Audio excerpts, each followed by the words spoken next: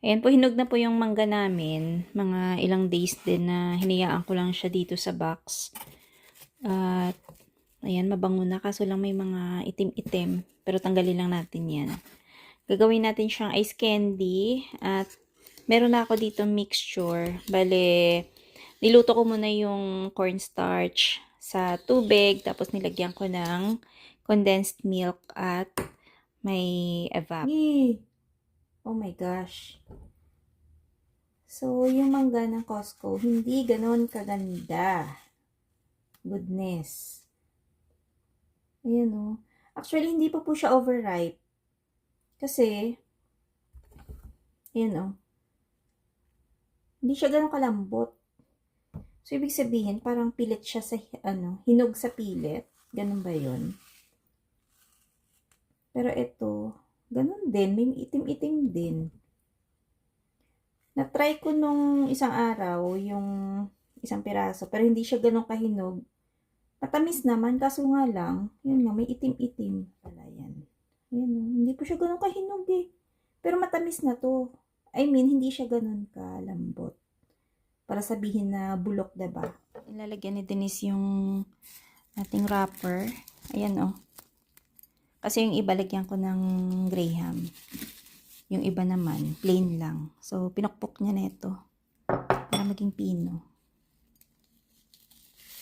Kung gaano lang kadami yung malagyan din, okay lang yan. Tabi mo lang. Ayan. Mas masarap siguro to, no? Dahil may graham.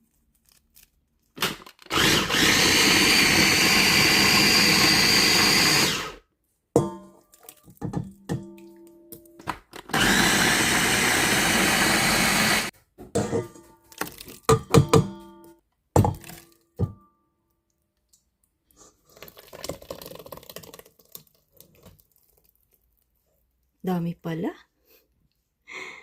Ang sarap. Siguro ang lambot na ito. Yan. Halabing parang ice cream, Beng. Yung mixture nyo. Ay, grabe. Ang ganda, oh. Tapos natural pa yung color niya, Beng. Kasi maraming mangga. Nice.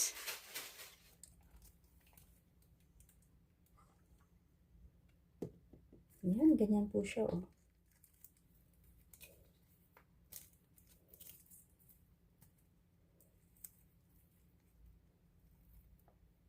Pwede na ako magbenta ng ice candy dito.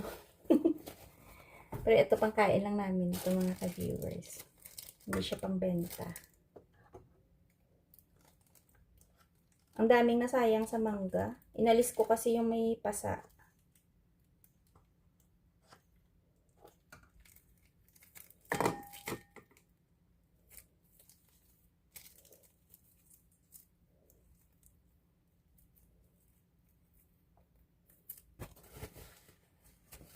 Tsaka yung mga bata, kumbaga, hindi nila makalimutan na ganito yung mga merienda natin, 'di ba? Mga dessert natin. Parang, yun nga, feeling mo nasa Pinas ka lang. Ayan. Ayan na po yung ating ice candy. Ayan, ito yung may graham. Ito half meron, yung half wala. Lagay ko na lang sa freezer at baka bukas na to pwedeng kainin. Ayan siya. Mga viewers, napadaan lang kami dito sa drugstore kasi nga nag-mail kami. So, ayan, nadaan na lang namin yung mga gatas ng baby. Infant formula. Tingnan nyo naman yung price. So, ayan po na-realize namin, grabe palang mahal pag kami baby ka, no? Na hindi ka naka-breastfeed. Ayan, no? Sale pa yan, ha? 55. Ayan. Similac. Ayan, no? 69. Oo nga, no? Dati si Denise naka-Similac, ano? Oo, mahal. Ito yung mga ano, no? Liquid to, 'di ba? Ayan yung powder. Infamil. Kahit pagkain pala. 50. Sale pa yan. Ng mga bata nito, $4 to. Apat ata pa. Baka 4 pieces 8. Ayan no. Sa bagay, sa tagal na natin kasi na hindi nakaka-check din ng mga 99 each. gatas no, mga pambata ba. Ngayon lang kami nakatingin dito. Doon sa amin, mabahasag lang yung mga ganito. Dito Eh kasi nga, mahal siya no. Bumili ka na lang ng kalabasa at saka Ay oo, mas maganda pa rin. Kaya pag may baby ka, mas maganda pa rin na fresh yung ano mo, iluluto mo, diba? Kaysa yung bibili ka ng mga ganyan. yun. Dami mo na pasil ngayon, oh. Nag-mail ako tapos bili ako ng Tylenol. Para sa yung leeg ko kasi parang may para ako may stiff neck. Yan, oh. Nakasil yung game. $4 lang. Marami din silang sale dito, no? May mga sunscreen nila, oh.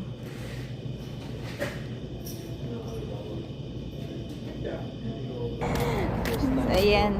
First time kong tumaya ng loto. Sana, 'di ba? Manalo tayo. Baka ikaw yung swerte. Ay, hindi. Maswerte ako sa mga raffle. Tapos, ano pa nga? Yung pabingo. Ayan, maswerte din ako dyan. Malay mo naman, diba? May pa-raffle, may pa-bingo na napanalunan dati. Sabi ni Dadong nga eh. Sabi niya, ikaw naman kaya magtaya. So, malay mo, diba? Pa? Balik taya tayo eh. Oo nga. Baka mamaya eh, ako yung inaantay lang pala para makapanalo tayo ng Mabili tayo ng bahay. malaki-laki. Parang yan na yung time na makabili tayo ng bahay dito. Oo nga, kasi lagi na lang tinatanong, bakit wala kayong bahay? Ayun nga ba? Bahay niyo ba yan? Bahay nyo ba yan? Ay, eto nga, bakit nga ba ikaw lagi yung ano daw, inaayos mo yung ano, yung bahay dyan na, yun nga sinasabi mo na ano, Hindi atin. tulong, hindi iyo, libre lang. Ayan, Okay. paliwanag mo. Paliwanag mo. Hindi, kwento mo lang. Tumutulong lang ako kasi nga, siyempre sa mga kaibigan, imbis na magbayad pa sila, eh, andito naman ako na Marunong kahit papano. nakakaalam konti. Mm. Eh, imbis na magbayad sila ng malaki, at least makakatipid sila. Mm. Saka na lang sa pagkakaibigan ba? Ayun na. Kumbaga pa, give and take, no? Oo, kasi minsan minsan sila din naman. Tumutulong din sila sa iyo sa ibang bagay, 'di ba? Oo. So si Dadong dahil nga Binabalik ko lang, parang return ba? oo, yung alam niya kasi, yun yung pagkukumpuni, konting kaalaman sa carpentry, kaya Repair. ayan. Imbis na magbayad sila ng malaki, eh kung pwede pa naman i-repair, why not, di ba? Yun nga lang, wag lang maghanap ng oras na matatapos ka agad, siyempre. Kung ano lang yung availability mo. Ayun nga. So yun po yung ano. Saka may gamit naman ako na dati ko pang ginagamit. Kaya, Kumbaga available na siya, hindi na kailangan pang bumili. So yung mga materials na lang na kailangan dun sa repair, yung binibili ng landlord namin. So yun po, kumbaga tulong na lang ni Dadong yun. Tsaka isa pa kasi, sanay ako sa mga repair. Kasi sa atin hindi naman uso yung baklas kabit. Ang ibig ko sabihin baklas kabit, babaklasin mo, kakalitan Palitan ng mo ng bago. Eh, sa atin kasi mahirap naman yung buhay na ganun. So nasanay ka na, kumbaga nahahanapan ng paraan na, no? Oo. Ayan. At saka yung mga dapat i-recycle, nire-recycle ko. Instead na bumili pa ng bago. Nagagawa ng paraan. Oo, yung bago maganda. kasi bago nga. Pero kung ang i-recycle mo siya, tapos pagandahin mo, pinturahan mo, yung outcome nun magiging maganda din naman. Lalo na sa kahoy, paano nagagawan mo talaga ng paraan? Kasi yung iba nga bumibili ng mga barn na wood, di ba? Para lang i-decorate sa bahay nila, di ba? Si Dadong po kasi maparaan yan. Maparaan sa mga ganun, mga gawain na repair sa bahay, mga kabinet, mga ganun. Basta hanapan po niya ng paraan. Yung mga lumang kagaya, di ba yung nakaraan po yung lumang fence na dapat itatapon na, ayun, inayos lang niya, nilinis, tapos pwede pa palang gawing fence din na yung mababang ano lang, fence lang. So meron pa siya nakapending doon na ilalagay doon sa harap ng bahay. Kaya yun pa yung inaayos niya ngayon. Hinahati niya sa gitna para medyo maliliit lang, tapos lilinisin niya gamit yung planer. Planer tawag doon, di ba? Hindi lang po yung landlord namin yung maswerte sa amin. Kumbaga, kami din naman, maswerte din naman sa landlord namin kasi nga kahit sabihin mo na nagre-renta kami dun sa bahay niya, kahit papaano pa, may freedom tayo na yung kumilos na parang hindi ganun kalimitado, no? Yung feeling mo parang atin. Oo, kaya ganun din yung parang, kumbaga, iniingatan din naman namin yung bahay. Kumbaga, parang iniisip namin na sa amin na rin, kaya yun, tumutulong kami sa pag-maintain, ganyan.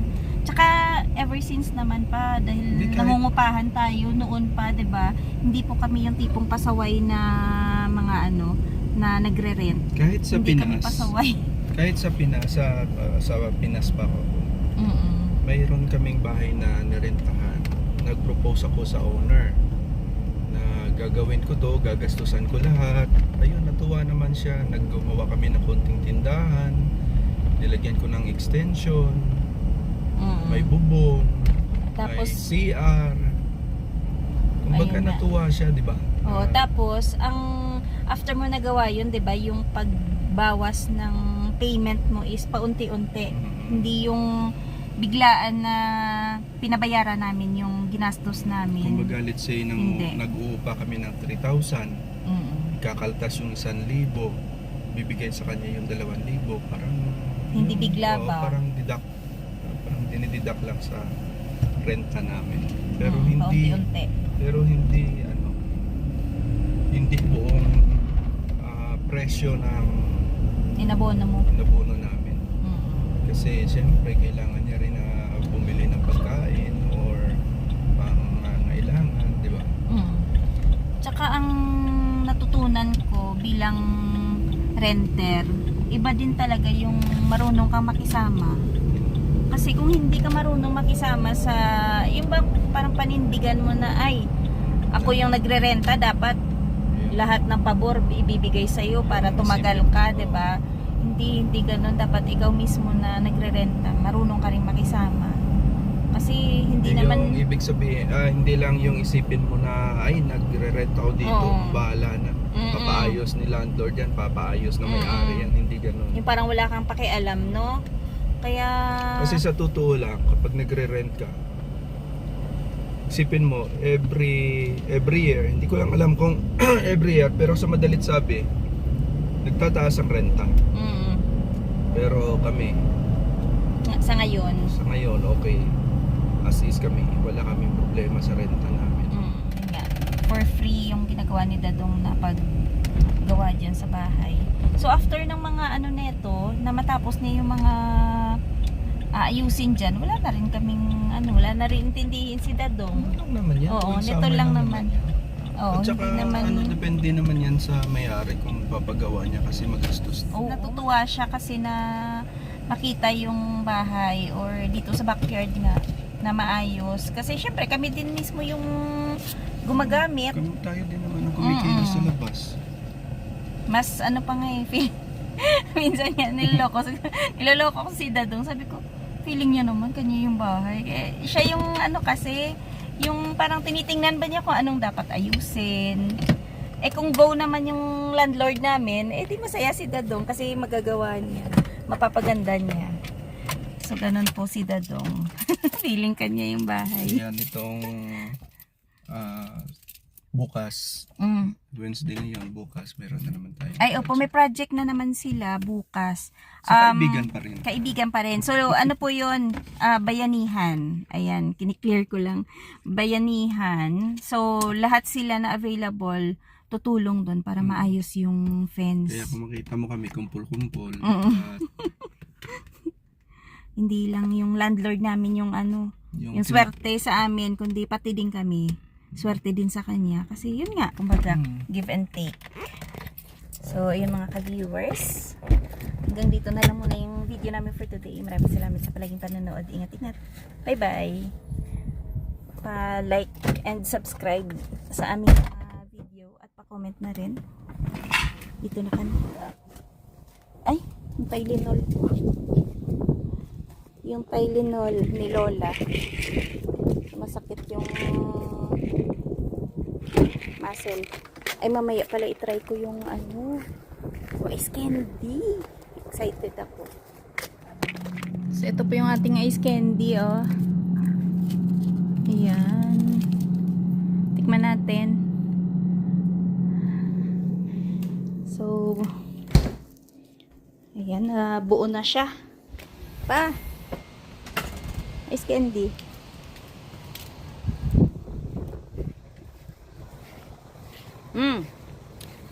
Malambot.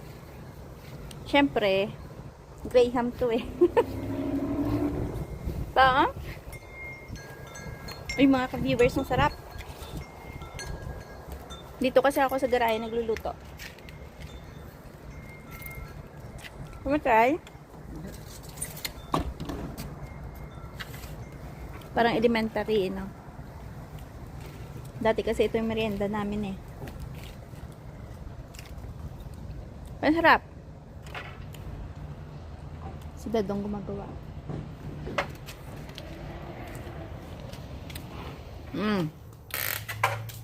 Masarap siya mga ka-viewers. Tsaka, malambot. Yan yung pork steak. Yan yung sibuyas. Niluto ko na.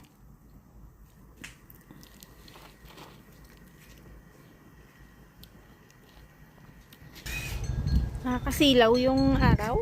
Ha? Kasi Dadong palaging may salamin to eh. Sakit sa mata.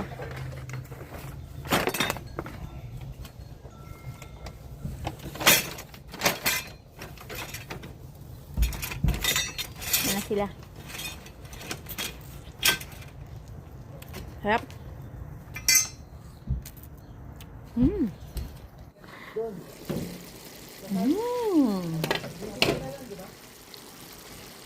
Tingnan natin to.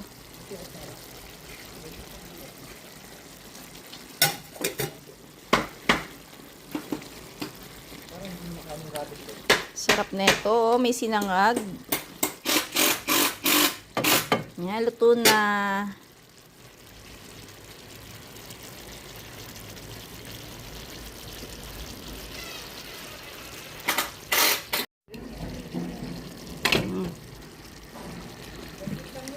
Lagyan ko pa pala ng paminta.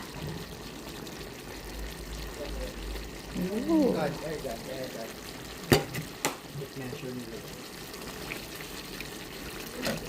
Ready na ang pork steak. Sarap.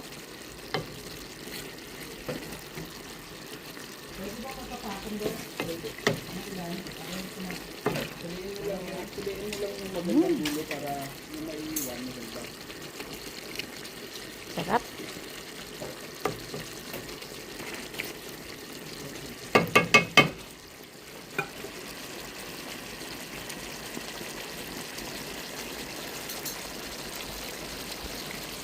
Sarap nito sa garlic rice, no?